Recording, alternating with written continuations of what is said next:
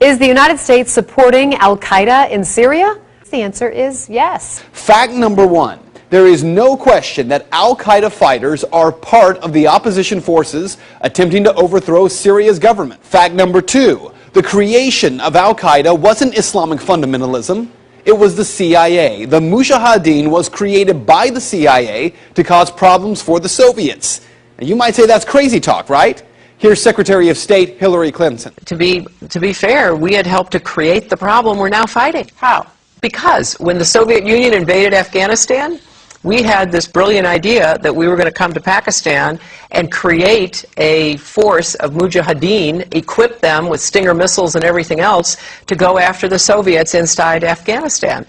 And we were successful. The Soviets left Afghanistan, and then we said, great, goodbye, leaving these trained people who were fanatical in Afghanistan and Pakistan, leaving them well armed, creating a mess, frankly, that at the time we didn't really recognize. We were just so happy to see the Soviet Union fall, and we thought, okay, fine, we're okay now. Everything's going to be so much better. Now you look back, the people we're fighting today, we were supporting in the fight against the Soviets. So it's not a conspiracy theory, it's history. And it's history that's being repeated in Libya and now in Syria. But there is a bigger problem here, one that every American should be questioning. We're fighting al-Qaeda in Afghanistan, but we're also bombing al-Qaeda targets in Pakistan and in Yemen. And as we do that, something occurs known as collateral damage. Hundreds of civilians in Yemen have been killed in just the first half of 2012 by U.S. airstrikes aimed at al-Qaeda fighters. We also have a history of kind of moving in and out of Pakistan. I mean, let's remember here, the people we are fighting today, we funded 20 years ago. And we did it because we were locked in this struggle with the Soviet Union. They invaded Afghanistan, and we did not want to see them control Central Asia. And we went to work. And it was President Reagan, in partnership with the Congress, led by Democrats, who said, you know what, sounds like a pretty good idea.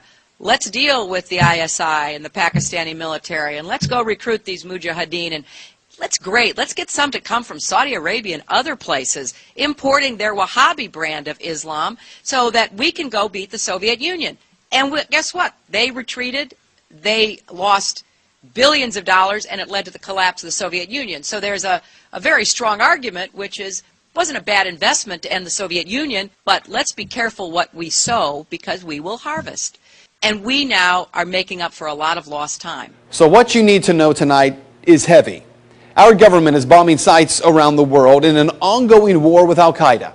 In Iraq, where al-Qaeda had no presence before the U.S. war, al-Qaeda is now thriving. The same al-Qaeda, yes, created by the U.S. government in order to harm the Soviets. And today, at least 13,000 civilians in Afghanistan are dead as a result of that war with al-Qaeda. So with all respect to Ms. Fitzgerald from the Irish Times, this is not propaganda.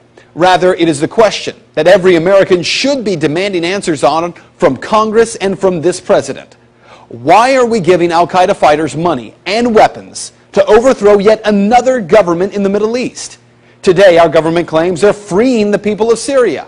Tomorrow, if history tells us anything, we will be killing and wounding civilians in airstrikes and then referring to them as collateral damage in a war with an enemy who we brought to power.